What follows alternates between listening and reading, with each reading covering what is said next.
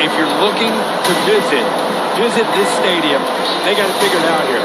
It's more than a buzz at Bryant-Denny Stadium. It's electric. Here comes a tie.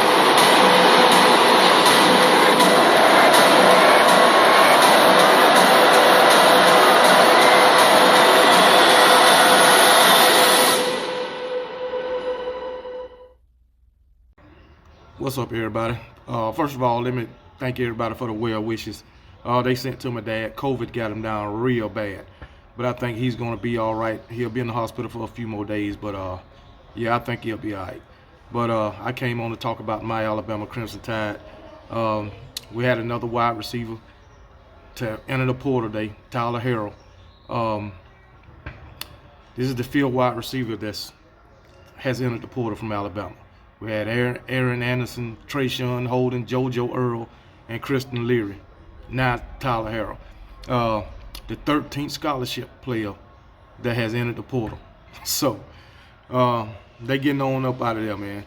Tyler Harrell, he just transferred from Louisville last offseason to Alabama. Now at Louisville, he was averaging. Matter of fact, he was at Louisville for 4 years. So he'll be, wherever he go, it'll be a 6-year of college football. But his last year at Louisville, he averaged 29 yards a catch, almost 30 yards a catch. So he's known as a speed wide receiver. He's fast.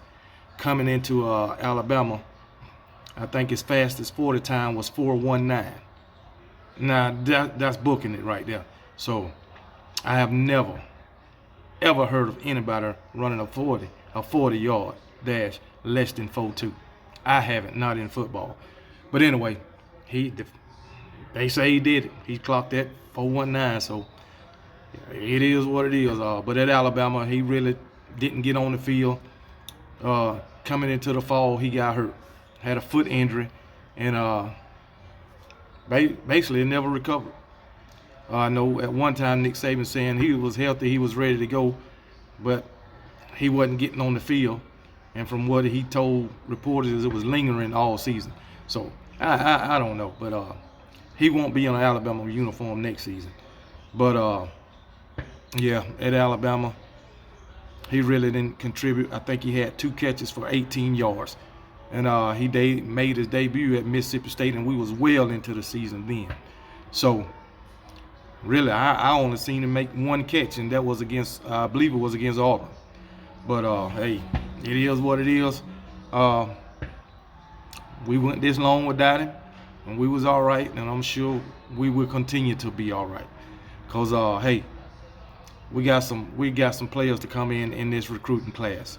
Got a JUCO wide receiver to come in, and he's supposed to be the #1 wide receiver in coming out of JUCO. So that's a great thing. And then we got those guys coming back, Ja'Cory Brooks and Jermaine Burton, to come back from last season. So, and I'm looking for Jermaine Burton to step up this season. He came on strong, I'll say the last 4 games of the season.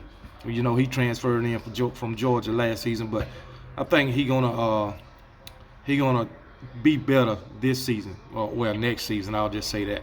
And Ja'Cory Brooks, this will be his junior season, and he's contributed a lot to the wide receiver course since he was a freshman. So I think we're gonna be good at wide receiver position this year. I don't think we'll have as many drop passes as we had last season. I really hope not.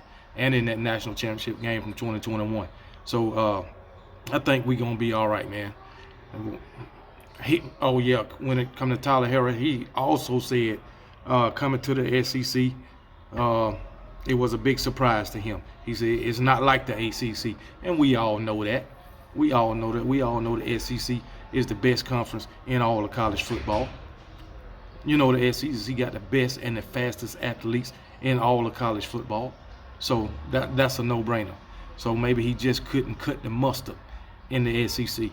I'm not saying he couldn't, but that's just from him saying he was surprised at the SEC when he got here. So got there, or however you want to put it. But it's all good. Alabama gonna be all right. My thing, I mean, I'm expecting Bill O'Brien to be gone at any moment now, or to be announced that Bill O'Brien will not be at Alabama next season, which I'm quite sure he won't. And hopefully Nick Saban already got who he want to come in as the OC. I already told you who I want. Dan Mullen. If not Dan Mullen, Jim McElwain. Because, you know, I picked Jim because he already worked under Nick Saban. And Dan Mullen, I know he's a great offensive coordinator, and I know Dan Mullen can develop a quarterback. So, but yeah, Dan Mullen is a great offensive coordinator. So it is what it is, man. So like I do all the transfers that leave Alabama, do the same thing for Tyler Harrell. I want to wish him the best and hope he succeed wherever he go. But hey, this transfer portal, it is crazy now. It is crazy. So just you leave a program that you was at 4 years, come to Alabama for 1, and now you back in the portal. Hey, but you could be like some of these other college football players, be in the transfer portal for the 4th time. That's just simply crazy. I already said how I feel about the transfer portal, that they need to put some rules in place. Players shouldn't be able to transfer but 1 time, in my opinion. And I think they should go back to the old way. If you transfer, you wait a year before you can be eligible to play. That definitely will cut down on some of these transfers. But right now, it's like the Wild Wild West. Hey, whenever you feel free, you can go. You don't like something coaches say to you, you don't like that you ain't getting playing time, hey, feel free to go at any time. It's crazy. Players transferring before the daggone bowl game, or putting their name in the transfer portal before the bowl game. But anyway, I think the only transfer guy that we had to put his name in the transfer portal, the only one is Damian George that don't have a destination yet. But I think from what I read, he's been in contact with Florida. So we'll see. But for Tyler Harrell, I'm disappointed, mainly because we didn't get to see him on the field with that speed. I wanted to see him really bad because I wanted to see what he was all about. So, and I'm sure if we had a guy like that last season, we could have stretched the field more. So it is what it is, man. Didn't get to see it, but that's all right. But hey, and I thought coming into next season, he would be there and he would be fully healthy. But I won't get to see that either. So it's all right. So wherever he go, I wouldn't mind my Alabama Crimson Tide playing him and beating him. So it's all good, man. So look, trust me, I got faith in our wide receiver corps. The question for Alabama is, who will be the starting quarterback? Ty Simpson, Jalen Milroe. We got Eli Holstein coming in, one of the best college football quarterbacks when he was in high school. So got him coming in. So it is what it is.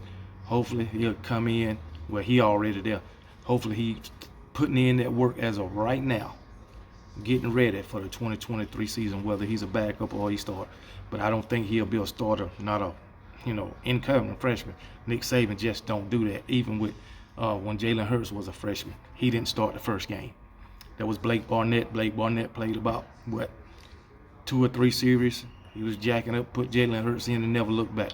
That could be Eli Holstein. Eli Holstein. I don't know.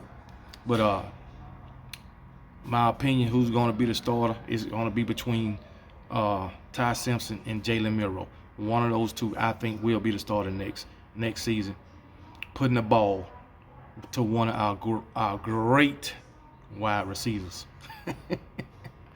But anyway, man, I just wanted to let y'all know Tyler Harrell entered the portal if you don't already know. So it is what it is, man. And hey, I'll talk to y'all later, and roll down Tide.